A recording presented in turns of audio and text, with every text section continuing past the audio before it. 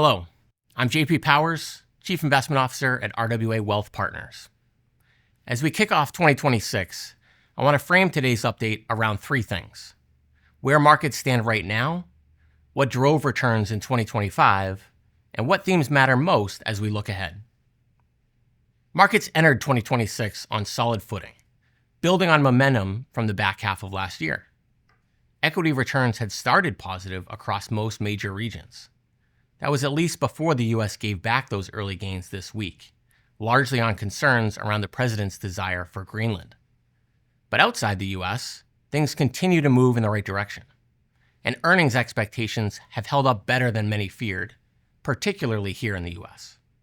The S&P 500 had cooled off in December, but finished 2025 with an overall return of nearly 18%. Now, compare that with international markets, represented here by the MSCI EAFE for Europe, Asia, and the Far East, and the MSCI Emerging Markets Index. Both fared much better than the S&P, surprising many investors last year given just how challenging some aspects of the political environment were. And while it's a very short time frame, that trend has continued early this year, with emerging markets and the EAFE index both outpacing the S&P in year-to-date results. The point isn't to make this a U.S. versus international debate. It's that investors who broaden their opportunity set beyond the U.S. were rewarded last year, and that has so far continued. When looking at the broader economic picture, one word that comes to mind right now is durable. This is a durable economy that has shrugged off a dramatic shift in global trade policy, multiple geopolitical conflicts, and a labor picture that looks stable in the headline, but is more concerning under the surface.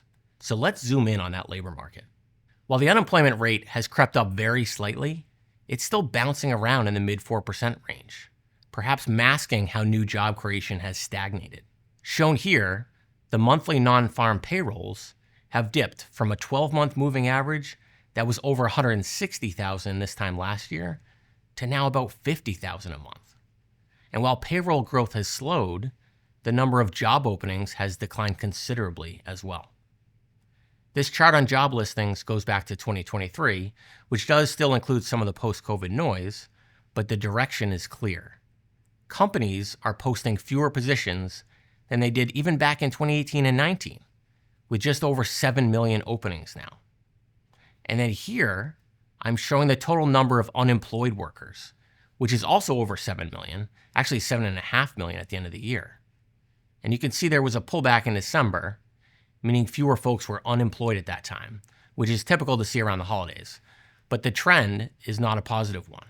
So, companies are slowing hiring and posting fewer jobs at the same time, which is leading to more unemployed workers in the US. But if you're just looking at the unemployment rate and seeing it hold in the mid 4% range, you might not notice. That's because the total number of workers isn't really expanding these days. That's due to a shift in demographics here at home and the fact that we're bringing in fewer workers from outside the US. So the total labor pool isn't expanding as much as it once did, which is helping to keep that unemployment rate in what looks like a healthy range. But a stagnant labor pool isn't a good long-term economic trend. It typically constrains growth and can keep inflation elevated. Now let's turn to one of the best trends of 2025 and discuss whether it can keep momentum in the new year.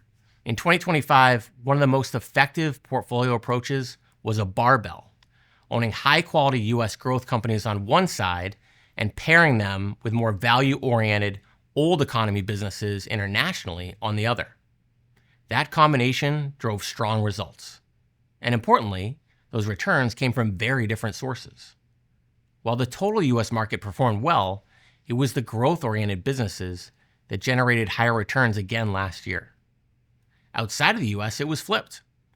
Owning those more cash flow generating, value-oriented businesses really led the way.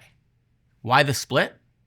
Well, the U.S. remains the growth engine for much of the world and aims to sell into markets globally.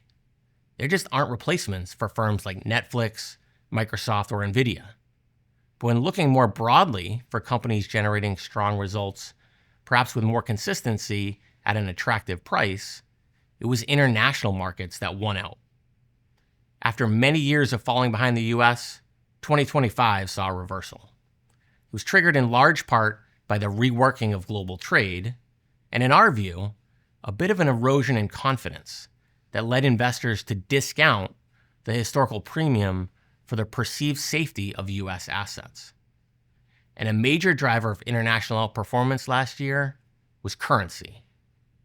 Here, you see the dollar versus the euro in 2025, as it lost value dramatically following multiple policy decisions to start the year, and then held those levels throughout the second half. That currency move alone provided a meaningful tailwind, as the dollar lost value versus a global basket of currencies, adding double digits to international returns.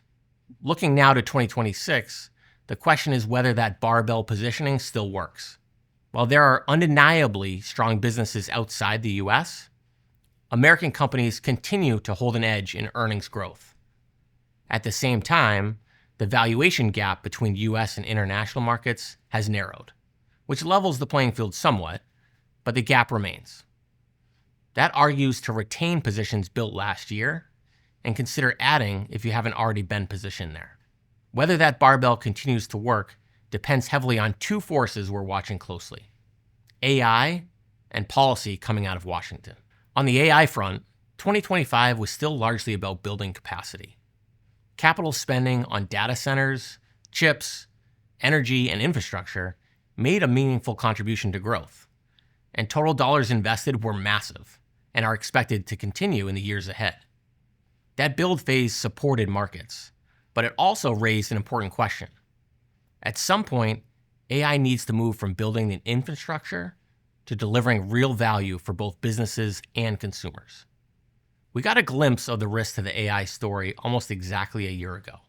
If you recall the DeepSeek news, where the Chinese firm announced it had found a way to deliver a large language model that could be competitive with OpenAI's ChatGPT or Google's Gemini at a fraction of the cost. This sent stocks tumbling in early 2025. That should serve as a warning to investors. These investments eventually need to pay off, and the barriers to other competitors may not be as high as some incumbents would like to think. As we go forward, the next leg of this cycle likely requires new types of businesses, companies that deliver measurable productivity gains, cost savings, and revenue growth across industries. The tools we see today, including many we're looking at in our own business, are valuable, but on their own, they don't yet justify the scale of the AI sector's spending. Right now, in many cases, they're as much about convenience as true productivity adds at scale, and there isn't real pricing power across the category just yet. So there's quite a ways to go for companies to deliver on the promise of AI and justify all of this spending. Now, I believe that transition will happen, but 2026 is likely just the first of many years where markets begin to separate infrastructure or hardware providers from those true value-add businesses. Now, we can't complete one of these updates without turning our attention to Washington and the potential for policy to disrupt markets this year. Policy was not a sideshow in 2025. It was a true short-term driver of markets. Investors reacted sharply to tariff announcements in the spring. Markets sold off and then rebounded strongly as the practical impact of those policies was softened, and the administration signaled support for markets in ways that investors understood. And now that we're into the new year, you don't have to look very hard to find ways Washington might impact markets in 2026. From trade and geopolitical risk to potential deregulation or targeted consumer support.